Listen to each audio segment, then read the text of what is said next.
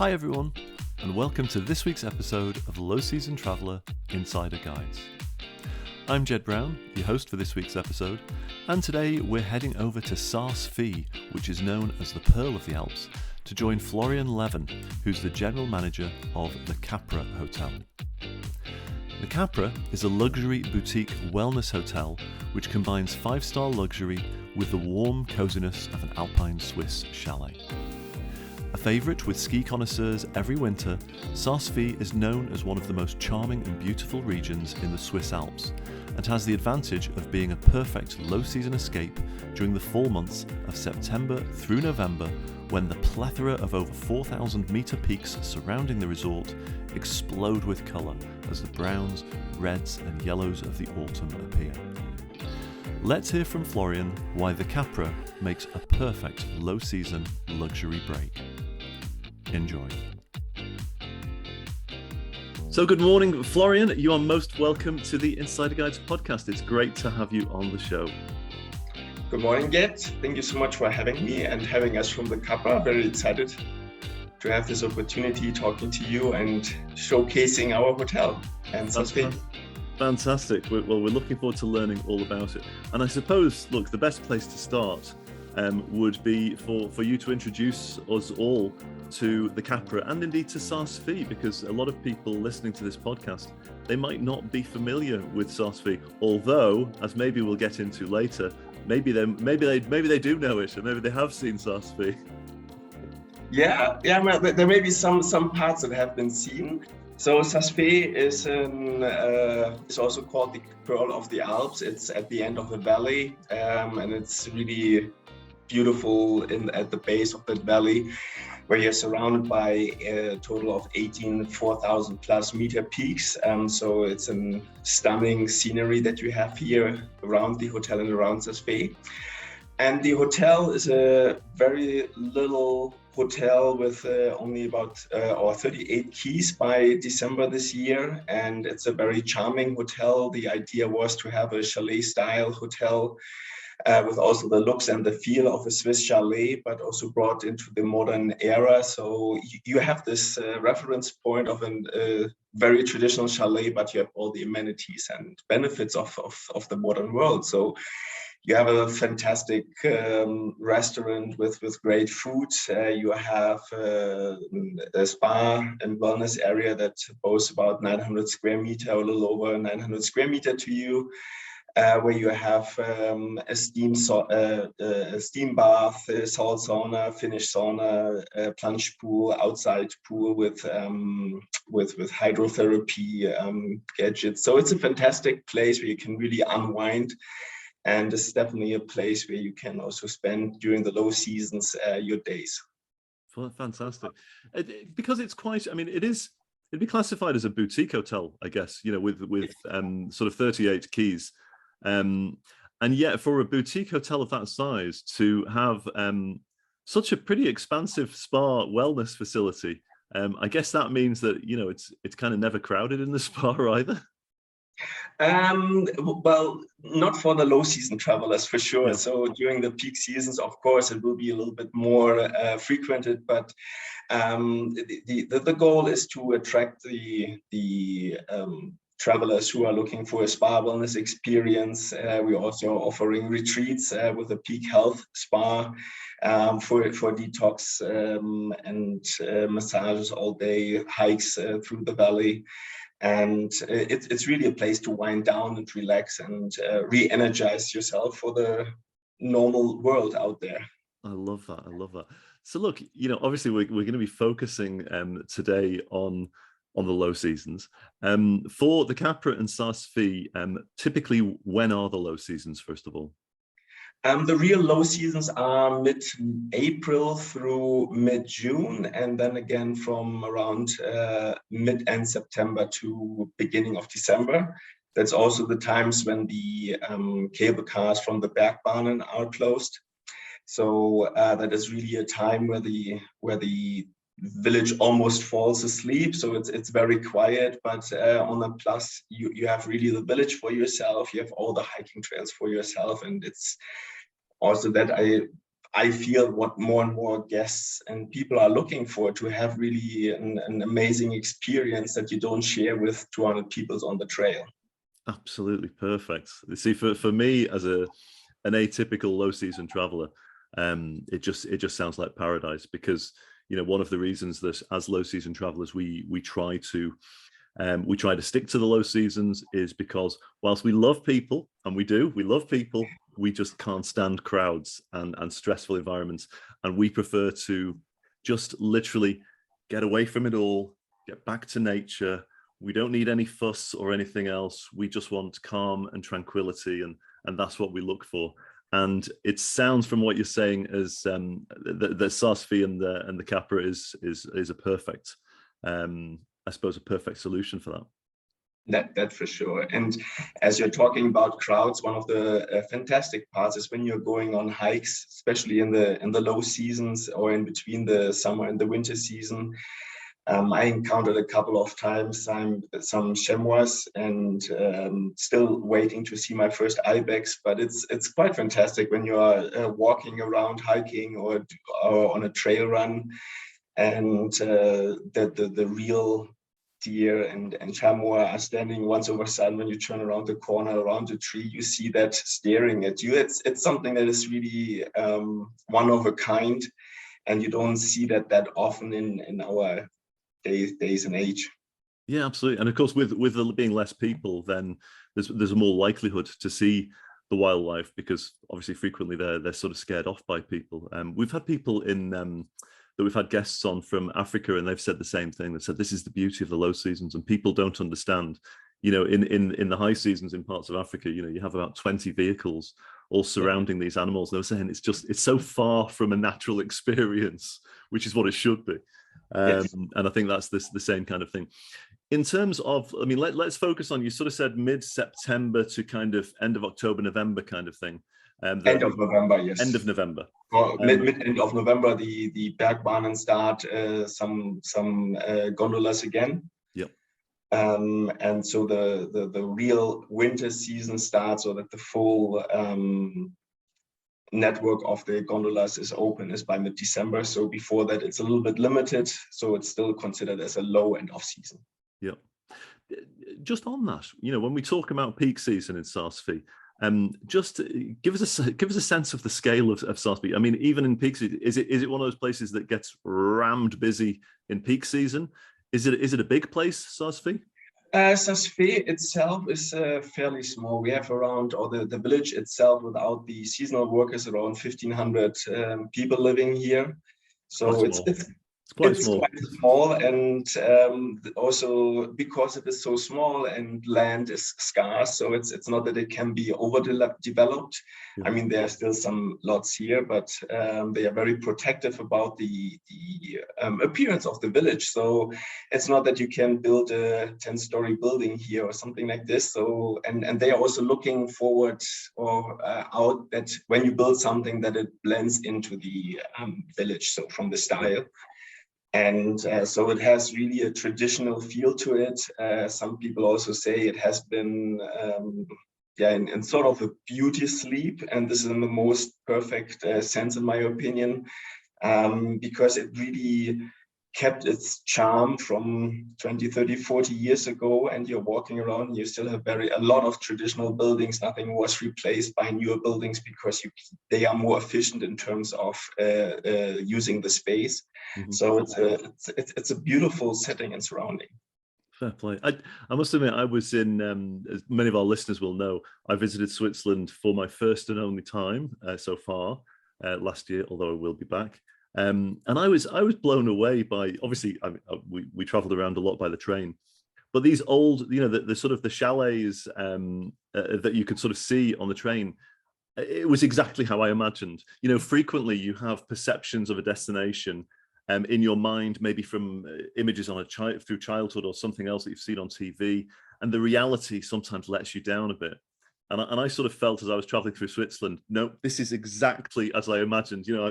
I remember watching programs, and many of our listeners might be old enough to remember these. Heidi, we used to have a TV program, yeah. Heidi, I'm sure you're familiar with, based in Switzerland. And that's exactly what it was like last year as I was going through. And I was like, wow, this is just actually really cool. So we kind of get that picture. When travelers come to the Capra and Saas Fee in the fall, or the autumn as we call it here in the UK, typically what do they do when they're at the Capra? What do they take the time to do when they're there? I mean, first is the first thing they do, they drop off the car in the parking, or they come by bus, because Saas Fee is also a car-free village, which makes it even more quiet and relaxing. Cleaner air. And the beauty then is the moment you step out of the car park or from the bus terminal, you see you have this panorama already. So you are already stunned having the glaciers that you can see. So it's the first time that your breath was taken away. And then you will be picked up by the hotel and will be performing the check-in with us, get settled to your room. And then what I suggest is that you take one of those apps for hiking, because the reception here in the mountain is very, very well.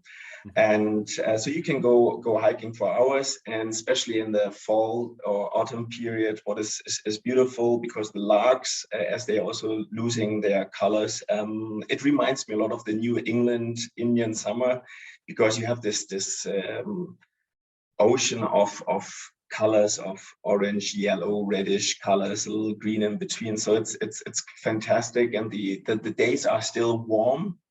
And yeah, you cannot take those long hikes, especially in this really low season, when also the gondolas are closed, as all those restaurants, or many restaurants in that season, are also closed. So you should, or what I suggest, is going for shorter hikes, 3 to 5 hours maybe.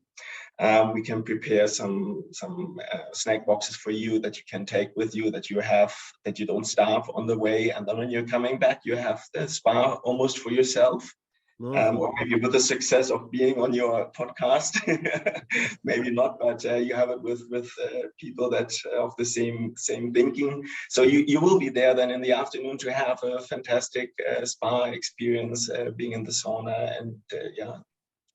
Sounds perfect. And then of course we get to eat in the restaurants that you have there. Yes. What are the kind of dishes that you serve up in the restaurant?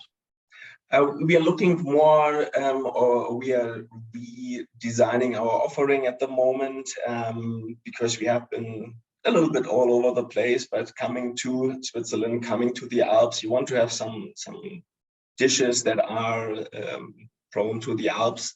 So there's a change, and we're working diligently with our culinary team to have the menu ready. We had a first trial just 2 weeks ago, working on that. And yeah, it's mountainous or alpine dishes with a modern twist as well, but also focusing on ingredients that are from the valley. And so we don't want to have lobster or things that we need to import.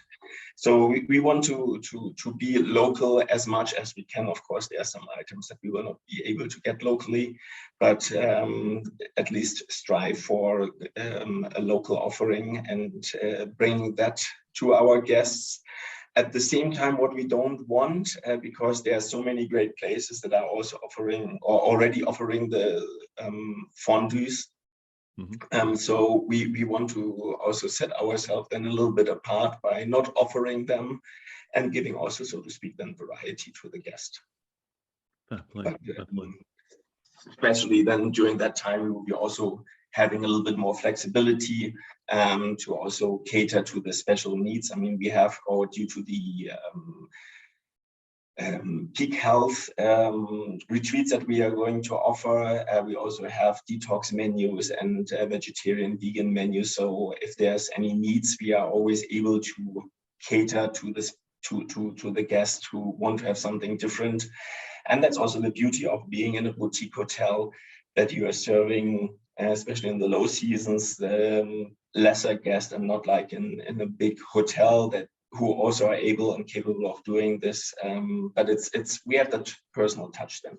Yeah, I think that is one of the reasons why personally I genuinely prefer boutique properties, for exactly that reason, is because you do have more of a personal touch, and usually in a boutique property as well. First of all, everybody deeply cares about the service because it's quite a sort of a small team as well.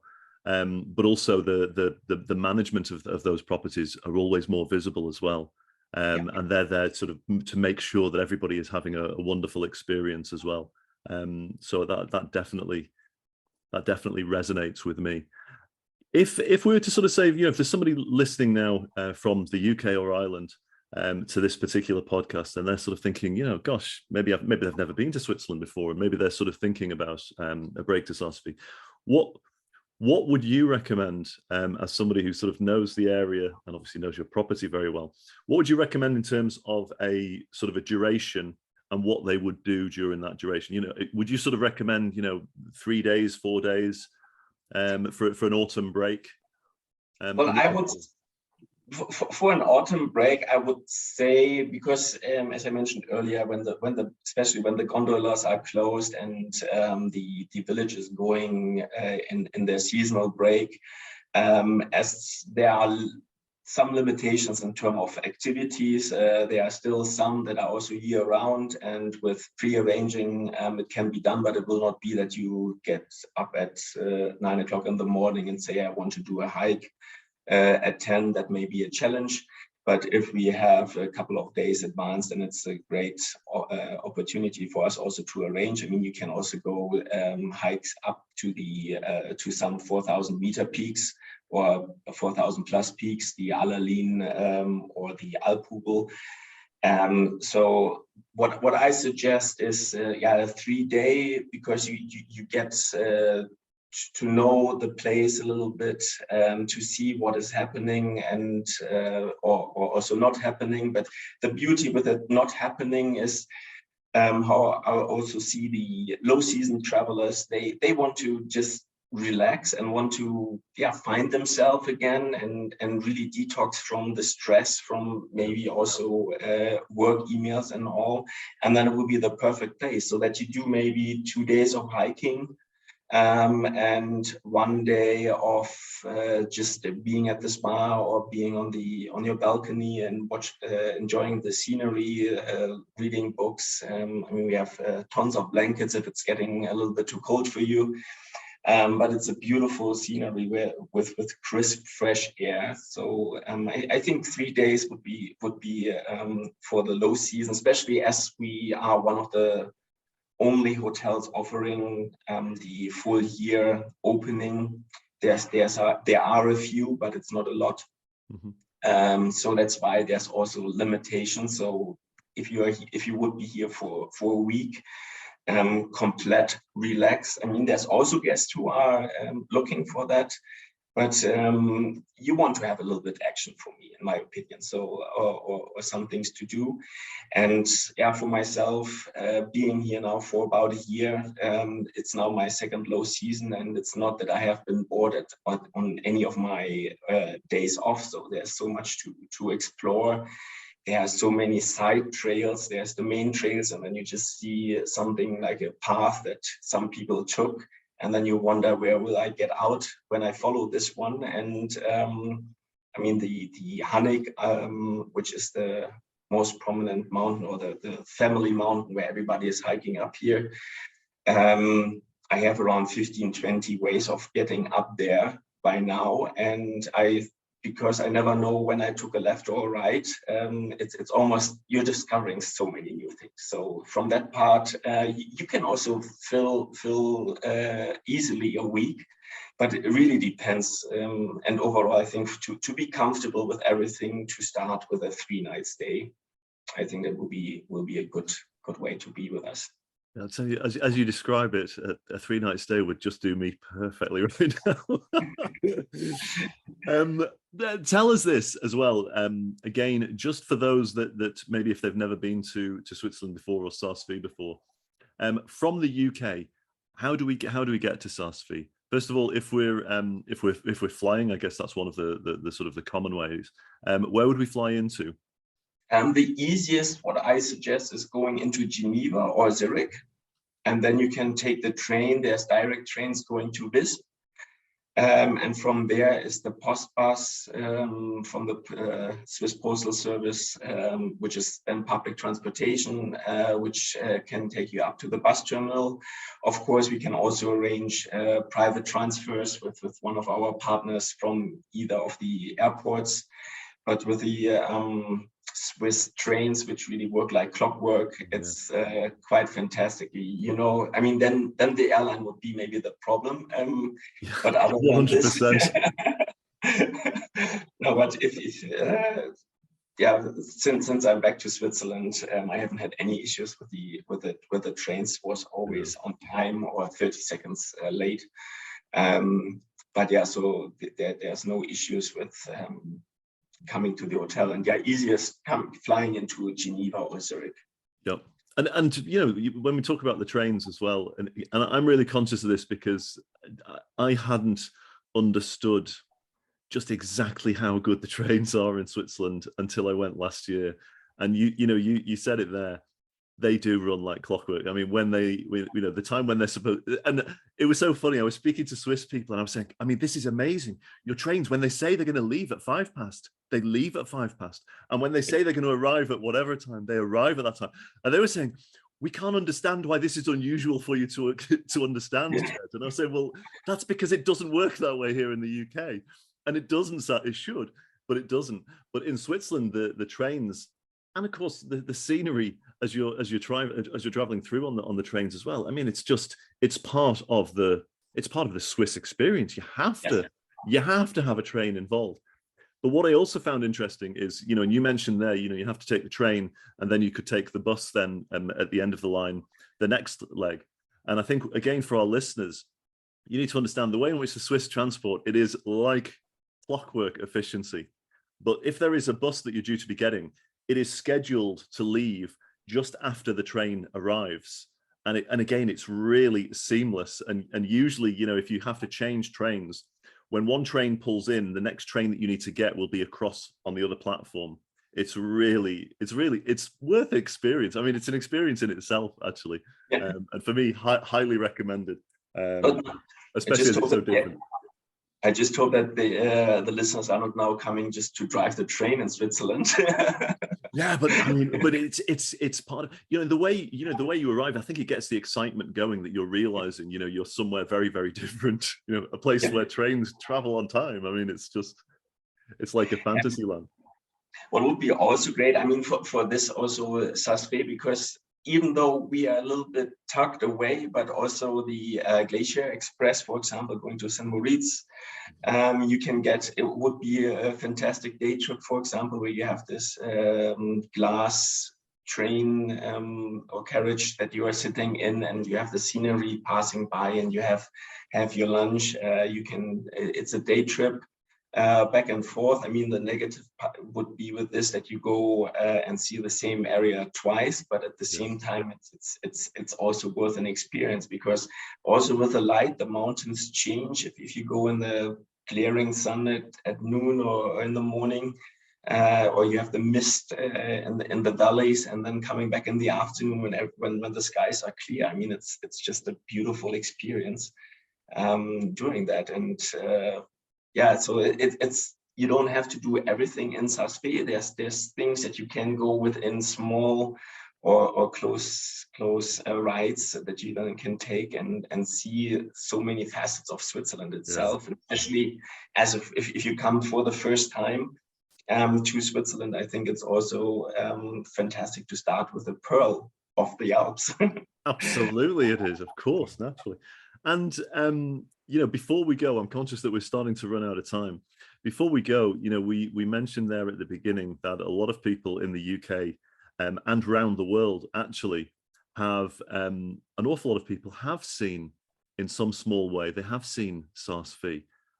Tell us how they have seen Saas Fee, even if they didn't realize it. Yeah, it's the music video from Wham! Last Christmas that everybody now will have in their ears for the next 12, 14 hours.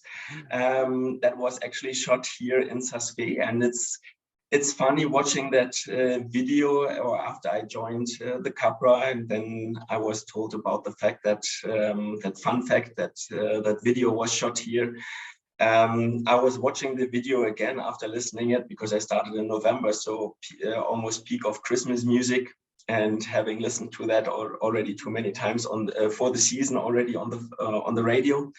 But then watching the video and then recognizing the different places, walking through Saas Fee, it's just fun. It's like a scavenger hunt where you can say, oh yeah, that was here and that was there. So it's also a fun thing to do at the same time. It very much is. It was interesting, actually. I was speaking to somebody.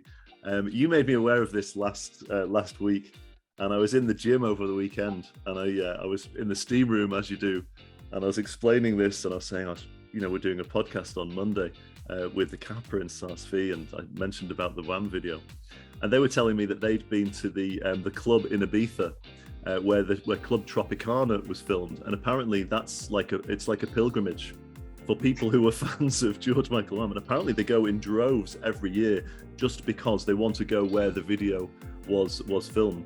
So if there's anybody out there that is of a similar bent, then you need to come to Saas Fee to complete the set, really, definitely. That's for sure. And so much more. And so much more. Well, listen, obviously, we highly recommend that anybody to take a 3 or 4 night break at the Capra in Saas Fee this autumn. I'd certainly like to get over it. It sounds absolutely fabulous, and I think everybody should try and make a plan at some stage to get over to the Pearl of Switzerland and the Pearl of the Alps. But for now, I want to thank you so much indeed, Florian, for your time this morning and for going through this with our listeners. It's been a really fun podcast. Pleasure was mine, Jed. Thank you so much, and hope to see many of you listeners and meet you in person here in Saas Fee. Thank you so much, Florian. Have a good day. You too. So there you have it, and you can learn more about the Capra by visiting lowseasontraveller.com or indeed capra.ch. But that's our show for this week. Thanks as always for your company. And if you enjoyed this podcast, please do leave us a positive rating and review on your podcast app. And also, don't forget to follow us on Facebook, Instagram and LinkedIn to be the first to hear our latest low season stories, articles and guides. Have a great week wherever you are, and remember that travel is always better and fairer for the planet, the local communities and you the travellers when it's without the crowds.